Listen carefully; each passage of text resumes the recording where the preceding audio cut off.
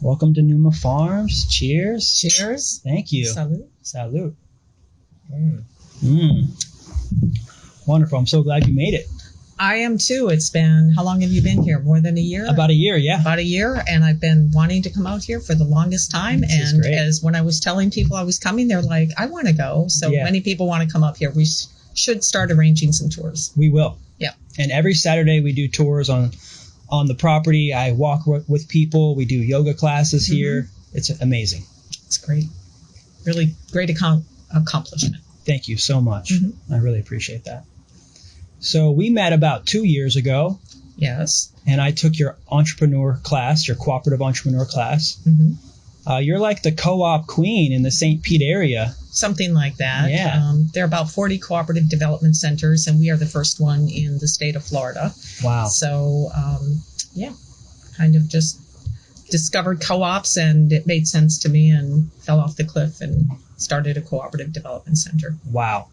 So. And you kind of started by running several different cooperatives.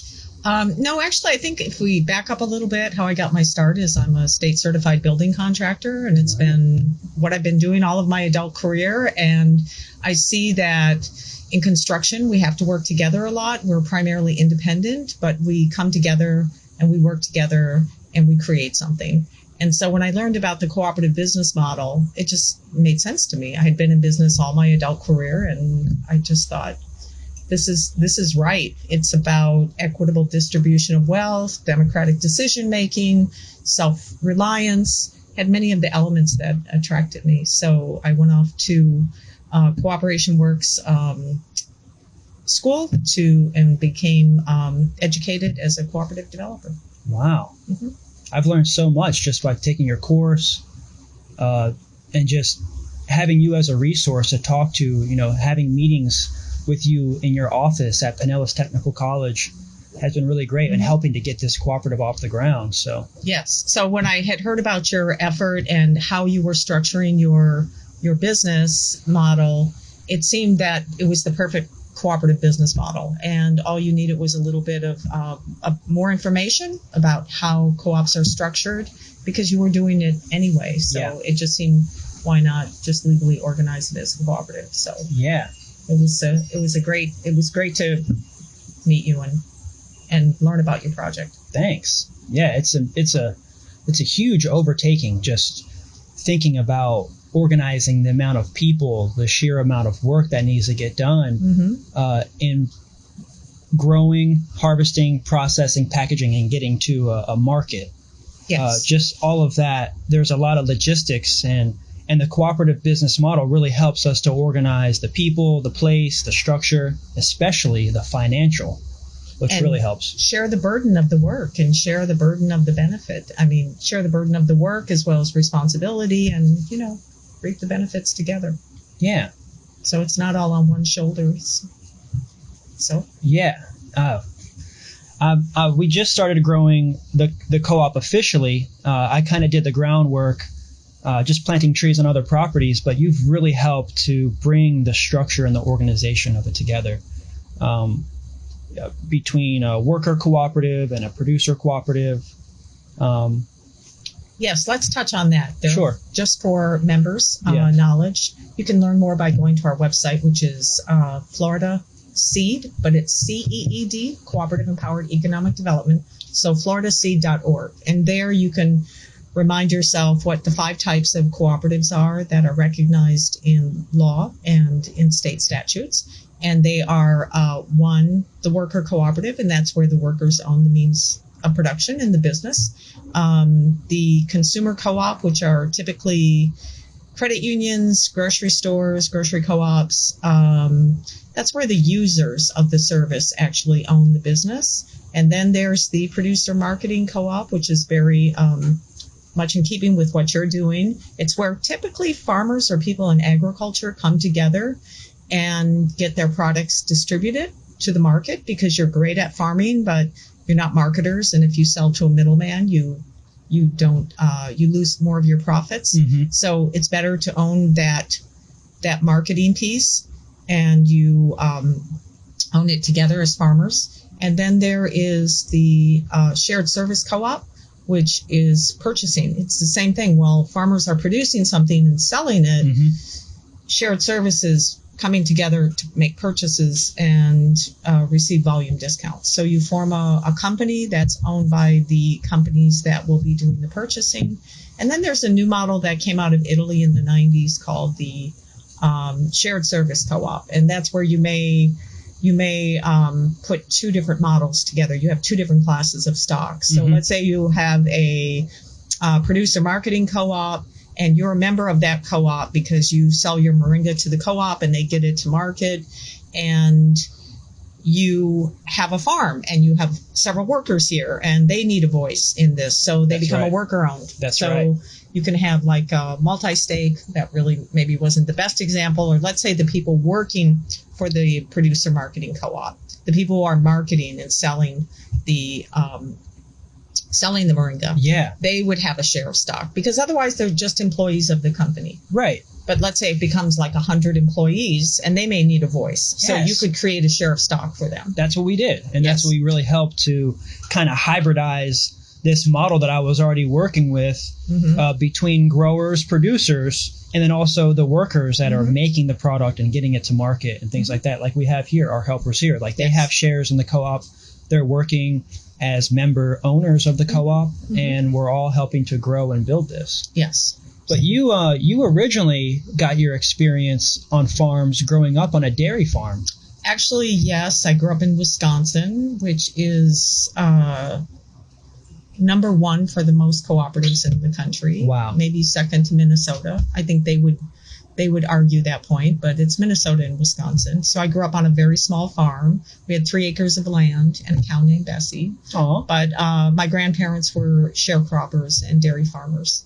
Wow. And my mother grew up on a farm, and so that's what we get a lot. You know, when people come in and they start realizing that we're talking about farming, you know, like even in residential areas, people come and like, hey, we want to join the co-op. They're like, what do we have to do? And we say, you know, you have to think of yourself as a farmer, no matter how small of a scale it is. Even if you're a backyard farmer, you want to have that kind of mentality. So you kind of already came from that, which helped you to even just team up and understand it. So like, what did you do? Like you said, you have a construction business and you're from Wisconsin. How did you get to Florida? I think it was through a lot of traveling. My mother moved us here when I was a teenager, and then I started moving around the country, and I've lived in California, lived in Colorado, New York City, and then I decided this was the best place to land. So I came back maybe 20 years ago, and I've been here ever since. Can you believe that Pinellas County is actually the most populated county in the whole country? Yeah. In the whole country? I was second to New York. Wow. No, I wasn't aware of that. Yeah. That's it's really massive. Intense. It's intense. Really, really. And you were just saying, coming down the road here, you're like, this is so beautiful. I kind of want to even get out to the country a little bit more. Yes, absolutely. So miss the country. It's quiet. I love being out here. But then again, Florida's so abundant in nature that it's even easy to live in urban areas and enjoy like kind of the natural beauty of it. And it didn't take you long to get here, maybe an hour.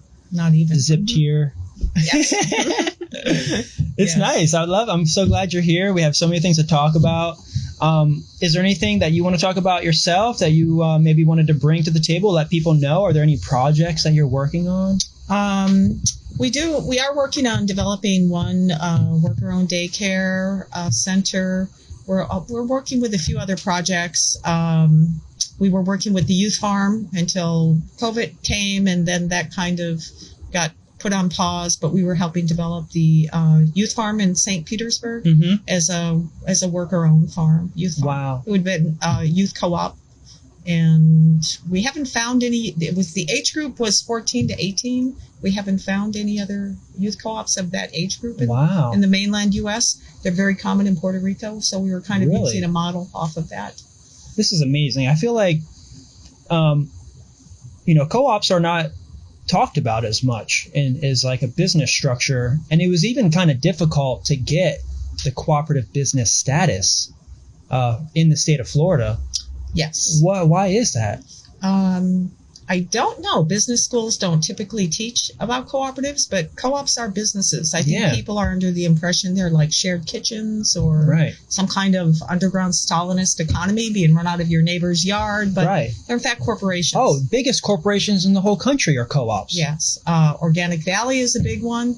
In fact, 30% of our agriculture runs through some kind of cooperative in the U.S. So that's a USDA fact. So awesome. So Organic Valley, Ocean Spray, Land O'Lakes, these are all producer marketing co-ops that are very successful. They've been around over 100 years.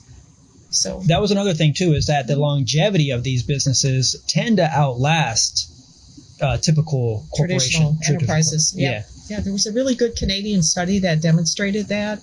That they last twice as long as traditional enterprise. So they looked at them from the beginning to 5-year mark to a 10-year mark, and they really did outlast. I think it was, the statistic is around almost 50% were still in business after 10 years as opposed to maybe 20%. That's right. Of a traditional enterprise. And of those 50%, if they were well networked with other co-ops, which is the sixth principle of the 7, cooperation among co-ops, they had an 80 to 90% success rate, longevity rate. Wow.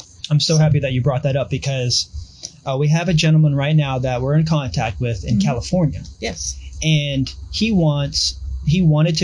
still wants to be a member of this co-op, the Moringa Growers Co-op.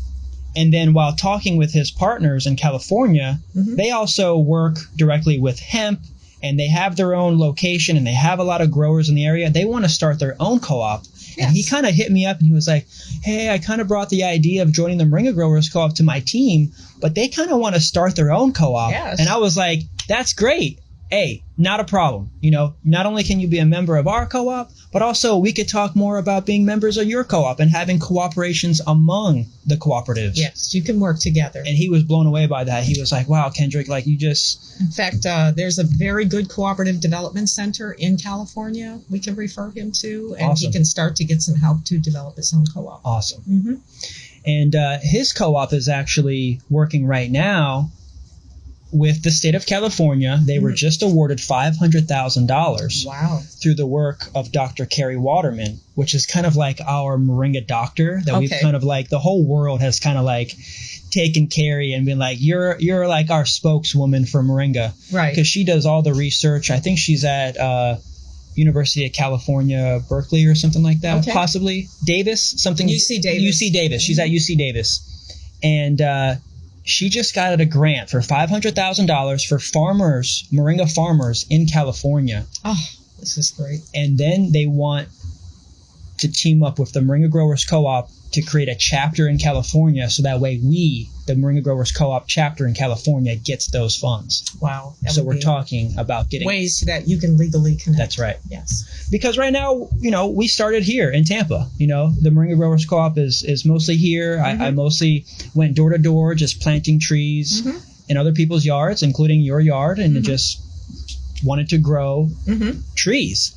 And we're still in the process of launching that membership program that you've been helping to develop. Yes. Wow, there's so many things that we want to be able to offer. We have so many things to talk about behind the scenes about just the things that we bring to the table and add value to these farmers that are coming to us that have no experience. They want to start from the ground up.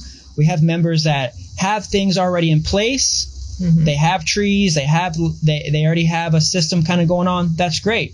But we're getting a huge amount of calls from people that have nothing and need us from the ground up. And so we're having to develop everything for these people, just hold their hands and create a membership packet that's a little pricey, but for them, it pays off when they have everything from us, all the services and everything from us reserved, including consultations and things like that. So exactly. And then as they become members, they can help you by being a voice in the co-op. So co-ops are democratically owned and controlled. So you want their voice to understand what their needs are as their members. Yeah. And that's why after the year that they spend getting to know us, then only after that first year are they considered a full voting member. Can they be offered a membership? That's right. Yes. So your waiting period, typically in co-ops, there's a waiting period because you really want to make sure they're a good fit. They sometimes call it co-op dating. So I've seen waiting periods vary between 2 months to 2 years. So, and it can be whatever the members decides it needs to be, but you want to make sure that in your case, the grower is reliable, that they're following the protocols, that they're demonstrating a certain responsibility in delivering the harvest. So it's important. Yeah. Because if they don't fulfill that, then you're in business with that person. Yes. And you don't want to be in business with someone who doesn't want to be there with you. That's right. So it becomes legally a problem. You really want people that are meeting the standards of the Moringa you're selling. Exactly. And the brand you're selling. Yeah, so, we're getting calls from people that are like, I want you guys to do everything. And we call those people absentee owners. Okay. You know, and we're kind of categorizing them in this kind of, they just want the profit, you know, and I'm kind of weary about that because I want them to be very well educated about the whole entire process. But that's more like an investor. Yeah. And really a co-op is about, usually the requirement is that they have to use the service. And by using it, you're either working at the business, that's using the service, shopping from the business, purchasing from the service. So you have to be involved at some level. So that's right. Those are investors, and that could be an arm of the business. Yes. But it doesn't, I don't know that. I think you should get the members together and have a discussion about that. Yeah. Yeah, that's great. Oh man, this is great. Because co-ops, you should participate. There has to be some investment of time and use of that service other than just getting a return on your investment. That's what I thought too. Yeah. Oh, so that's perfect. a conversation we have to have. And yeah. Well, how did you first hear about Moringa? So SUAC was having a talk one Monday night at Enoch Davis Center, and you were giving the talk.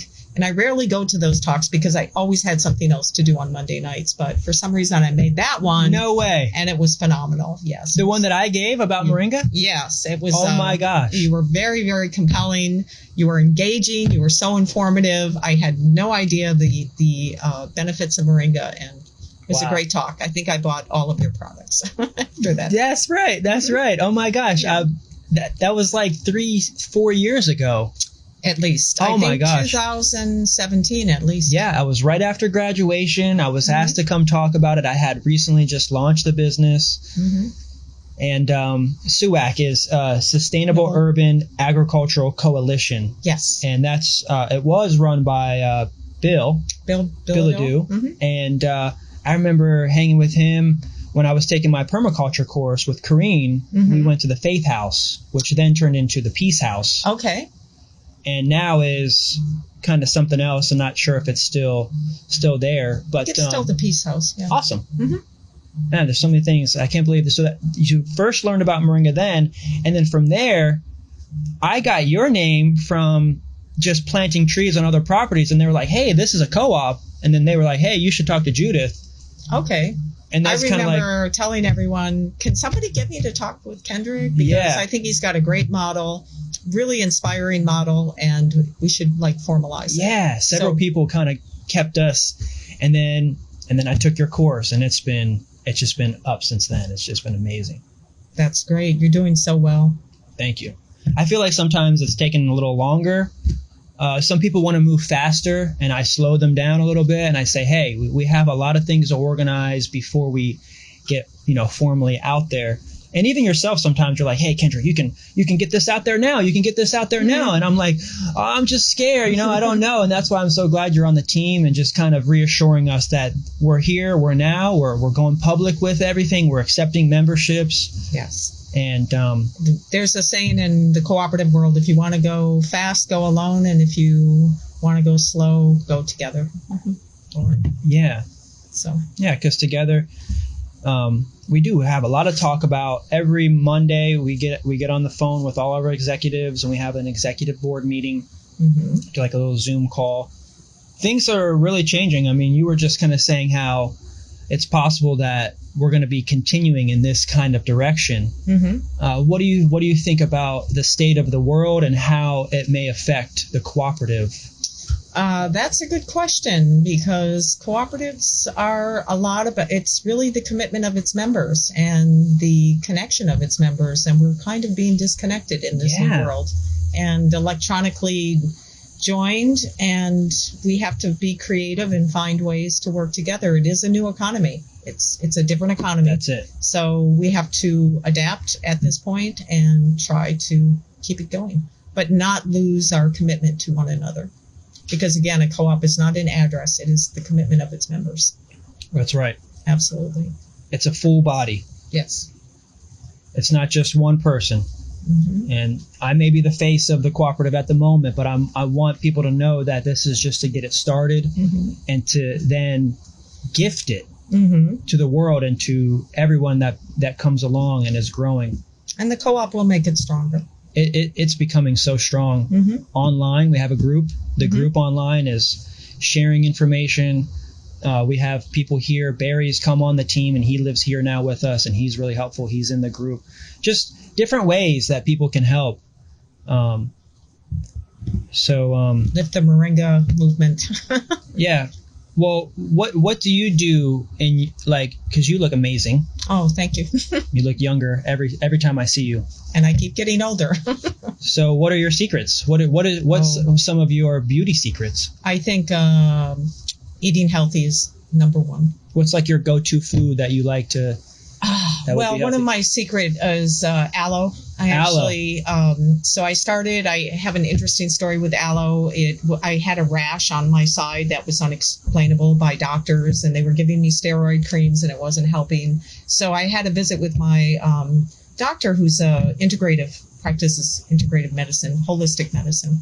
So I had told her my story, and she's like, well, said, do you have any suggestions? Because the prescriptions aren't working. Mm-hmm. She said, try some aloe. Yeah. I said, not only do it. She's like, go to the health food store. I said, no, I have aloe plants. I have like hundreds of them. Mm-hmm. They're really happy and they keep reproducing.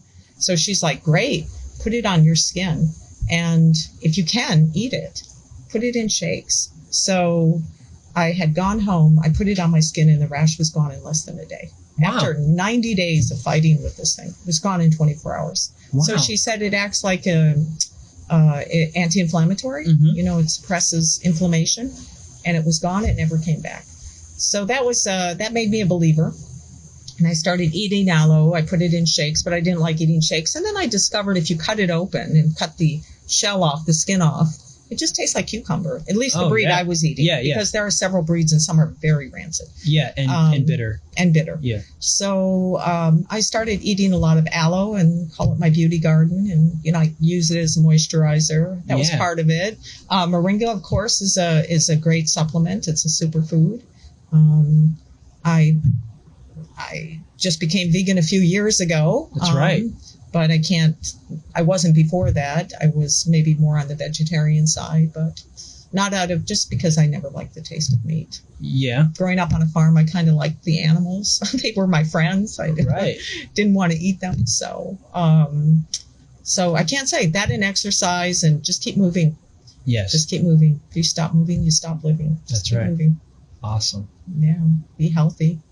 Take your Moringa. Take your Moringa. We have some drumsticks here on the table. You were just admiring the fruit that comes off the tree here. Mm-hmm. This one's a little bit more dry, and now we can open it a little bit here.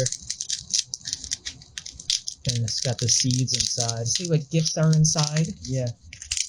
And this is how we make the oil. So we'll just kind of... Which is this one? Yeah. Oh, this is amazing. And Yasmin's in there now. She's bottling the oils up because we'll press these here. So do you dry them out first? Yeah, these are kind of this is still wet. We just harvested this off of a tree this week. Okay. And this one is a little bit more dry. We would probably still let this dry out maybe another couple days before pressing the seeds. And then you remove the seeds and press them? Yeah, no, we can even just put them in the machine like this. The machine itself takes care of all the grinding and everything. And I find that the minerals from the shell actually help to give it an even more golden color. It adds even more minerals and nutrients to the oil, I believe. I've noticed that pressing the seeds without the shell, like with just this little white piece inside here, you can see this little white piece is actually where the oil is. This is where the oil is. So if you even press this right here with your finger, you can even kind of see the oil on my finger there. Oh my, look at that. Yeah. The oil's in there. This is where the medicine is. Is the oil an anti-inflammatory? I mean, what does it do? Does it help in other ways? Yes. It's a complete protein, tons of vitamins, minerals, magnesium, and zinc. Anti-inflammatory. It has COX1 and 2, which is an inhibitor in the body. And it's amazing. I've actually just found that by cooking your moringa greens in this oil really helps to also release fat-soluble minerals and things that are deeper into the cell walls of moringa itself. And even with other vegetables, the moringa seed oil, when it's cooked, slightly simmered in a pan, also helps to release even more nutrients in the moringa. Oh, wow. Yeah. So this is something you can use for cooking? You can use it for cooking. You can use salads? Salads. It's a little expensive. We have a lady, she buys one of those every day to put that on her salad. That's $10 worth of oil right there. My goodness. Yeah. And so you're more than welcome to put that on your salad, drink it, eat it. She chugs one of those every single day as a shot. Liquid gold. And she literally says that it helps with all of her joints, everything. She loves it. It's amazing. Yeah. Great products. Thank you. Yeah, we've been really busy here. How's your spice doing? Spice is great. Chefs around the world are asking, can we get this in bulk? Can we get this in wholesale? And so we're learning how to put this together in larger facilities, having to source all the materials. Of course, we have to have the moringa first. Right. That was the big issue with scaling this up like 2 years ago when I was in your class. We talked about how we could expand the co-op with sales. And it's like, I get overwhelmed because it takes a lot of material to even kind of make any of these products. I mean, hundreds of trees go into just producing a little bit of product. So we're getting your trees and everyone else's trees bigger in the neighborhood, so that way we can come by and get a large amount of greens at one time. And that's where everybody is at right now. Everyone's trees are really small. We're educating them about how to harvest, say 2 to 3 times a year. I talked to you about the flowers. When you have flowers on your tree, it's great. It's even more anti-inflammatory than the leaves. But when you have a tree that goes to flower and it gets pollinated, it will then go to drumstick. Okay. But it slows the tree's growth to where it doesn't produce as many greens anymore. Okay. So people will be like, why does my tree look really lanky and it doesn't have any greens on it? But it has a lot of drumsticks. And that's because it's either one or the other. You're either getting drumsticks or you're getting greens. And you can always cut your tree back after the drumsticks have dried to allow it to regenerate a whole cycle. So that way it produces new fresh greens, new fresh flowers, new fresh drumsticks. Because the thing is that it's a soft wood. So are you harvesting these from the growers as well? We are. So you harvest basically in the co-op, you will harvest the greens and the flowers. Yes. What other parts of the tree do you harvest? Oh, well, we'll harvest... So there's different levels, because there's people that want to come in and they want to just grow small trees for us. We can actually harvest the little root ball too, and that's a product. But mostly when we go to locations, we're harvesting the top part of the tree. So like anything above 6 feet is something that we'll just come by. We'll kind of grab. Sometimes we don't take the whole thing depending on the time of the year. We'll leave a lot of times. We'll just leave it tall, and we just kind of grab the side leaves and side shoots. And then we can make products out of the sticks. We can make new trees out of the sticks. Okay. And we separate the flowers from the greens. That way people can purchase the flowers even just by themselves. So what comes with a membership in the co-op? Tell us about that. Okay, great. Well, we're generating for the growers. Let's talk about the growers. The growers. We're generating a model where we have residential growers, and then we also have commercial growers. Yes. We haven't touched on residential just yet because that is our main body, but they can really only grow 1 to 5 trees, maybe 10 trees at the most on their property, which is great. It's a great help. That's our biggest body right now that supplies us. But we need some capital, and we want to get some money flowing in. And so we're talking to growers that already have acreage available. And so these are much more on the commercial side of the membership.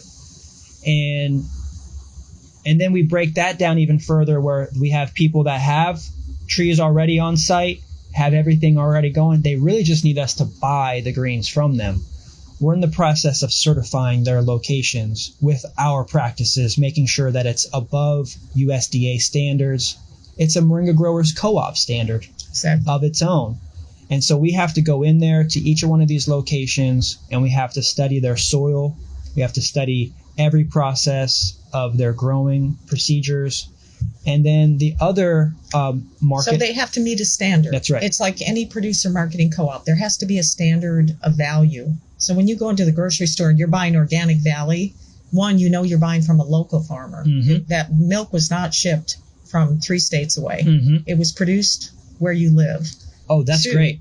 2, so co-ops are local. They have to produce. And 2, it's of a certain standard, because you have to meet a certain quality to be in a co-op. You have to grow a certain way. You have to produce a high quality product that maintains that brand name that you own. Well, I love that you just said local, because this is a big thing that when someone calls the main co-op headquarters, right? And they're like, hey, and they're in Arizona. And they're like, hey, I want to order some product. And we say, great. We have a member that's growing in Arizona that we're going to supply that customer with their moringa. So it might come into the headquarters. We might get the call here, but because we have members in Arizona, we treat it like a drop shipping kind of facility, in a sense where when they order and they're in Arizona, there's an algorithm that wherever they're ordering from, they're going to be getting moringa directly from their local area. Right. We're not going to be shipping them moringa from Florida unless you want unless you specify a certain region. Unless they actually said they wanted Florida moringa. Florida moringa. Then they'll get Florida moringa. Right. But if they have the option of getting Arizona moringa from a grower that they didn't even know was right down the street from them, then we can give that grower the opportunity to also keep that business. So that way that customer can continue to go back to that grower. Now, how does the co-op benefit from that? When they say took the customer, there's a membership, so we're getting benefit from that grower by having a membership with them. And so they're contributing to the co-op in many other ways than just say their customer or getting their customer, because there's membership fees and membership dues. They're active in the co-op, so they're also working and doing things for the co-op. Well, the purpose of a producer marketing co-op is to do the marketing and distribution for farmers, because you're busy farming. Yeah. And that's a lot of work based on what I can see around here. So busy. So you don't have time to market your product and sell your product. So you join a co-op and you hire people that will do that for you. That's us. That's the co-op. That's what the co-op is. So exactly. Just so people have an understanding of that. They're getting a better understanding of that, because they're like, well, what's the benefit of it? And I say, well, if you're busy farming, you need us to advertise for you. And create a brand. Yeah. And help them. So we're actually reaching out to the farmers that don't have a brand right now. Right. They have great moringa that maybe meets your standards. And what they're doing is buying the brand. They're buying the name. And they own that name. And they own that brand. So the co-op is a corporation that owns that brand that will do your marketing for you. Exactly. And selling and distribution. And then they also have the ability to make their own brand too. Like similar to how Numa and I'm working with the co-op, I have my own brand. I have Numa, I have my business, but I'm also a member of the co-op, and so I get the benefits of the co-op too. Because we're also a location, a Moringa Growers Co-op location. So like that farmer that's in Arizona will also get a pin on the map if they want to.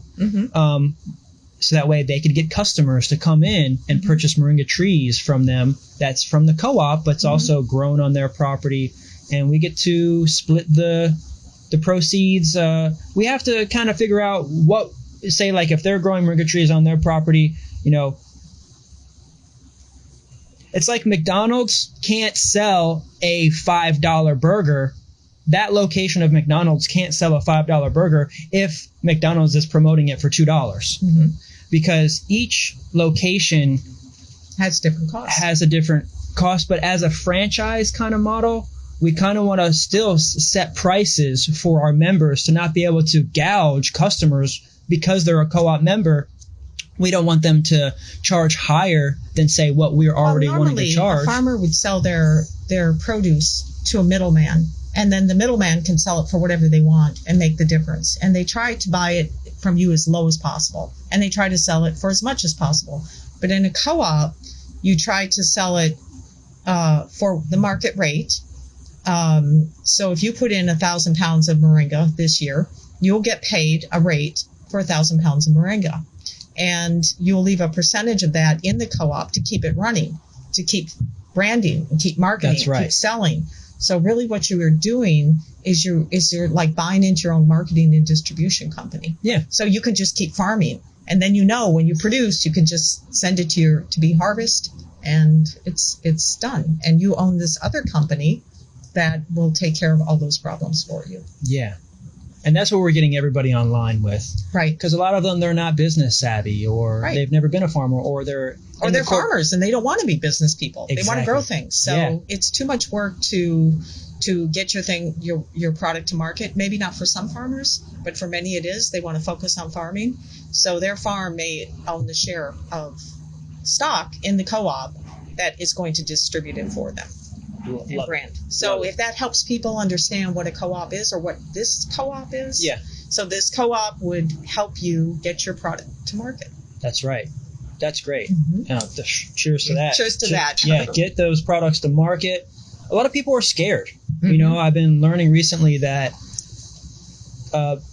it's an herb, and it's classified as an herb, and there's not as much red tape when you can classify things as an herb.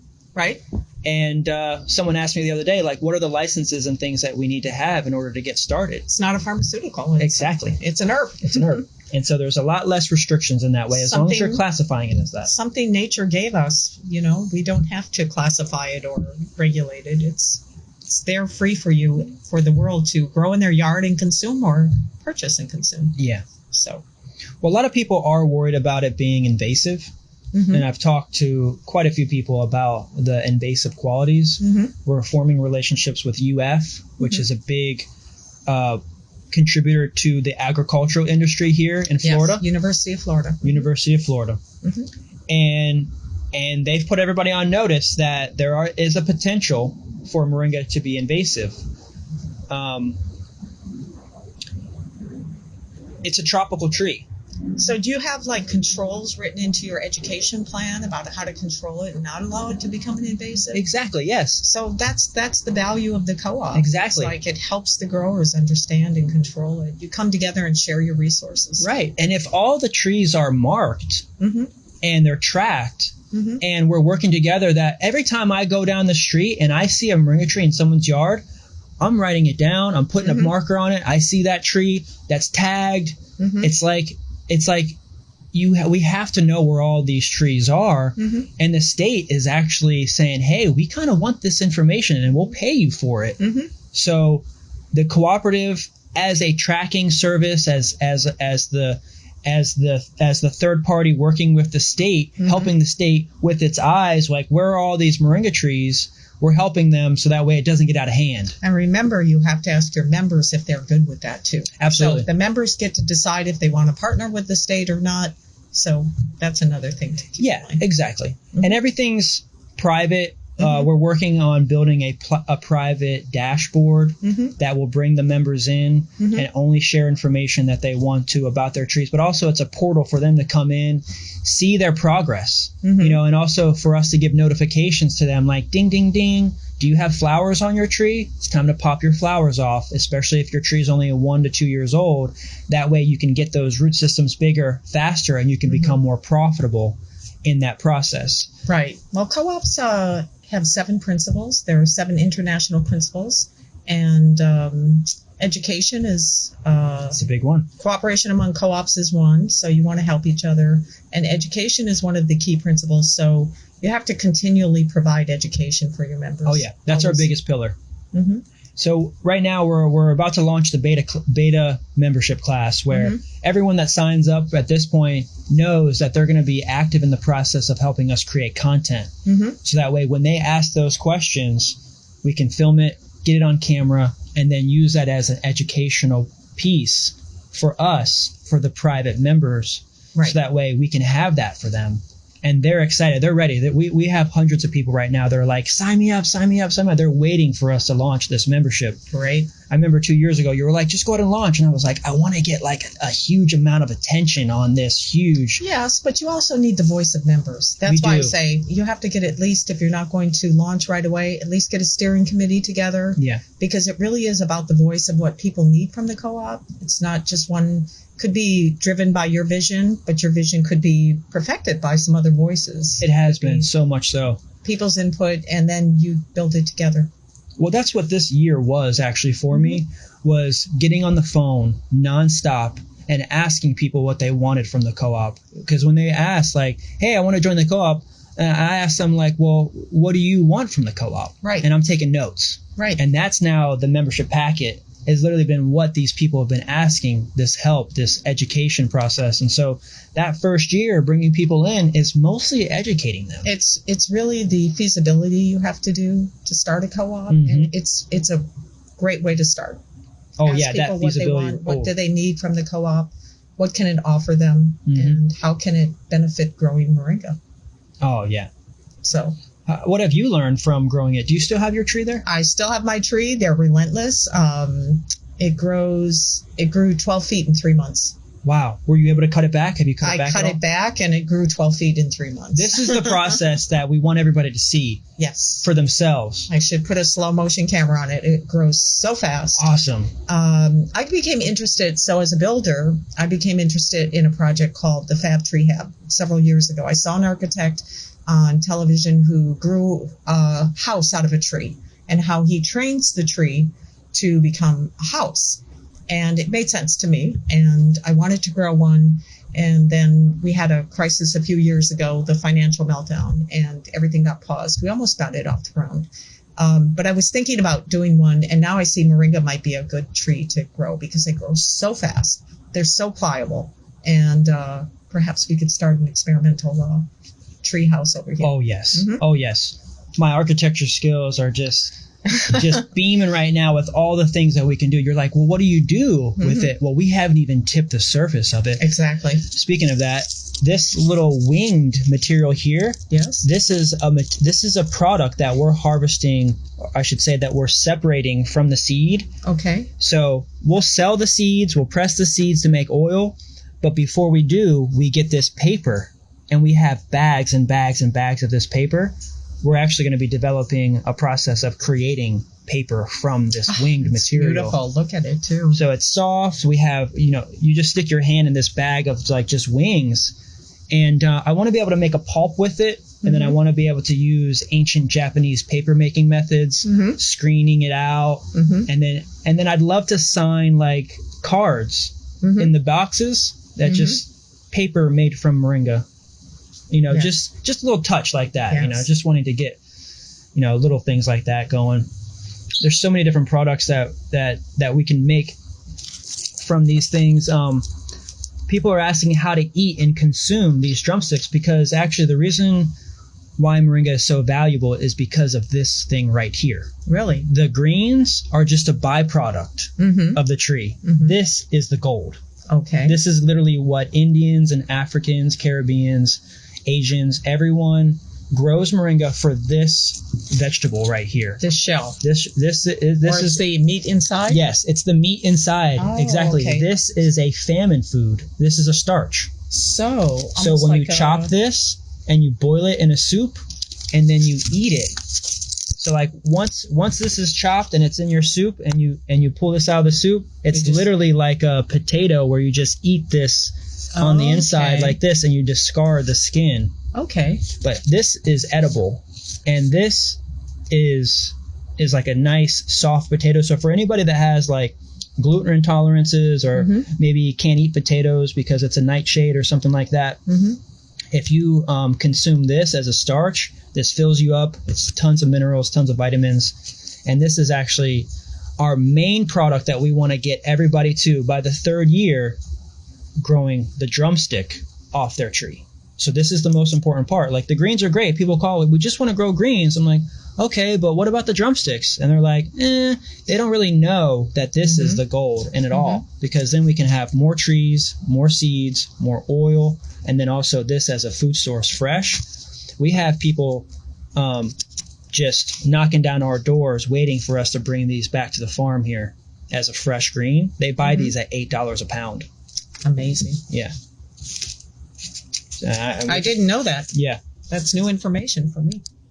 Do you want to talk a little bit about the different companies you have and how they relate to the co-op? Yeah. So the co-op is the Moringa Growers Co-op. Yes. That is the marketing, branding, distribution company of the product you grow.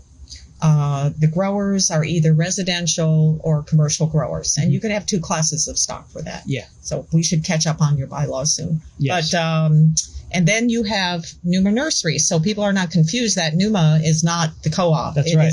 Numa is was your baby and your brand that you created for your products. Yes.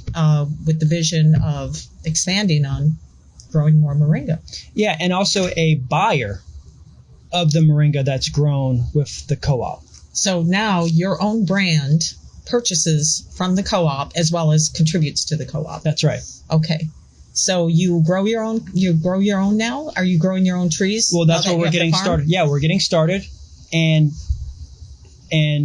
myself and my business Numa will be a member of the co-op. Okay. That sells our moringa to the co-op, and because of our membership, the co-op enacts its standards on our farm, and so we use the standards that you're developing here. That we're developing here to be able to multiply this model onto other farms. Okay.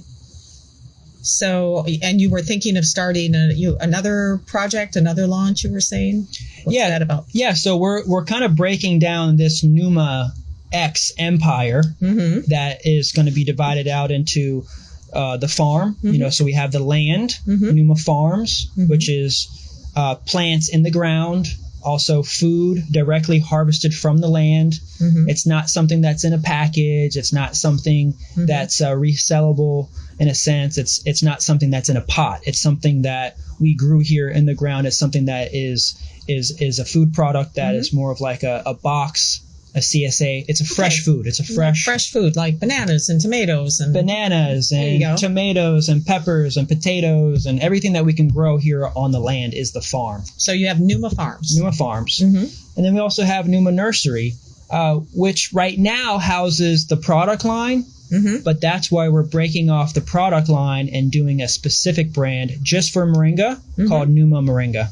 Okay. And that Numa Moringa brand is just going to be the supplier of the products. And so that way we can hone in on the nursery. Numa Nursery can expand to other products than just, or other trees and other plants than just moringa. And Numa Nursery becomes known for, say, soil and pots and plants in pots, and educating people how to even start a nursery business themselves. I'd love to teach people how free they can become just by designating a small portion of their backyard to growing plants in pots. It's amazing business to start in your own backyard.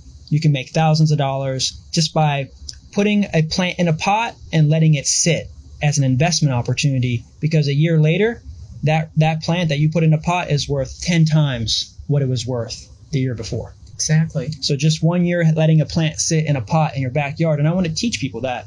So I want to set people up. I want to create these kind of nursery kits where if you pick up a kit, you can have a nursery in your backyard in the same day, set up with kind of a little bit of ground cover, a little bit of protection, shading area. It'll come with pots. It'll come with soil. It'll come with seeds. So that way, a year later, you can then sell those plants as pots, either to a wholesale nursery or even to Facebook Marketplace or wherever you want to sell it to, whatever, But it's just, I want to help people, teach people how to do the nursery style thing. Okay. That sounds really exciting. Yeah, so we're going to be breaking the product line off, and it will be Numa Nursery, Numa Farms, and then Numa Moringa, and that's where the products will be housed, like the capsules, the bottles, and everything, because we want to protect our product line, and we want to make sure that.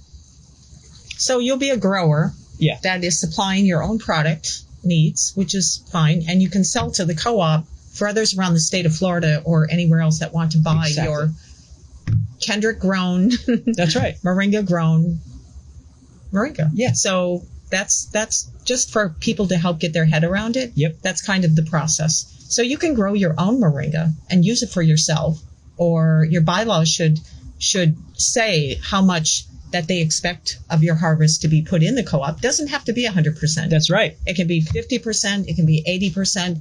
Because you have to think, in a co-op, if everyone's growing Moringa, and let's say your co-op is going to pay you, what's the average rate for a pound of Moringa? Good question. Just off the cuff. $20. $20 a pound. But let's say some guy down the street's offering you $22 a pound. So what's to stop you to sell your whole harvest to the guy down the street? Mm-hmm. So in a co-op, in your bylaws, you have to have a set amount of harvest that you promise to deliver to the co-op. So you just don't have that ability to walk away. That's right. Sometimes it could be 100%, it could be 50%. So you as a grower can take half your harvest from your farm, sell it to Numa so they can make their products. That's right. And you can sell the other half to the co-op. That's right. And that can be sold to the public. Exactly. So just to help people understand what they can do with their farms, what they can do with their harvest and their produce, I hope that brings some clarity to all of this. And the questions are starting to be more clear. Yes. When I get them coming in on the chat line and the website and everything, they're starting to really see that their relationship with the co-op is whatever they want it to be, and they have a guaranteed buyer of their Moringa at whatever capacity they require. Mm-hmm. So if they need us to buy it all, that comes with their membership plan. Right.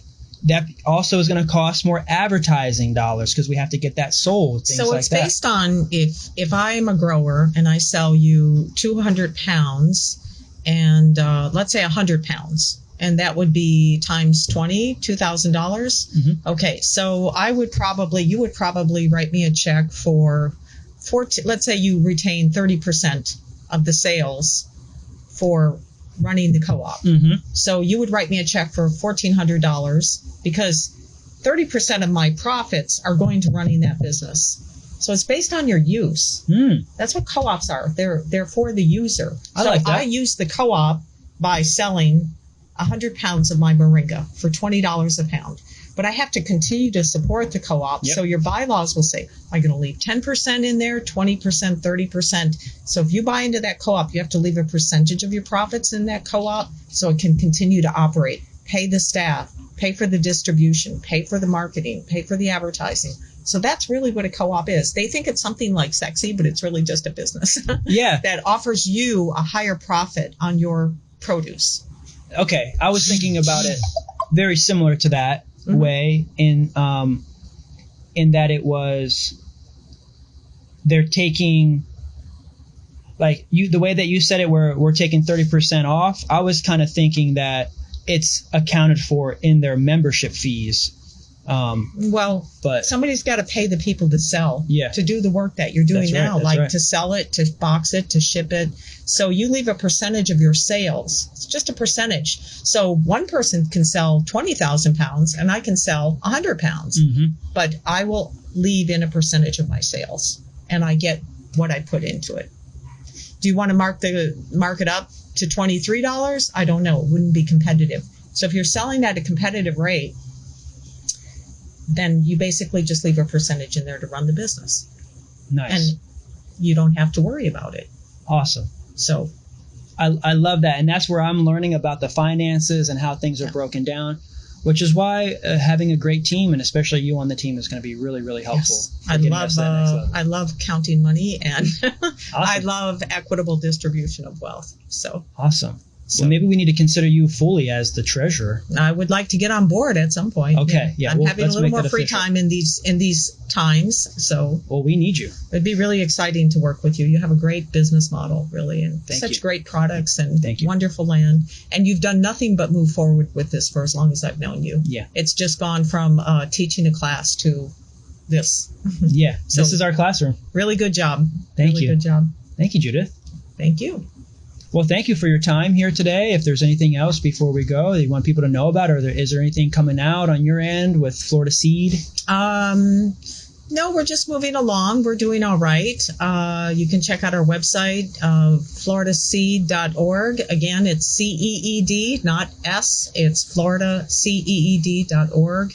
You can learn more about co-ops. Feel free to book an appointment if you have any questions, and we can talk to you and help you clarify your questions and go from there.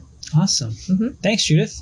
Thank you. We'll see you next time. Peace. Namaste. Namaste. Cheers. Cheers.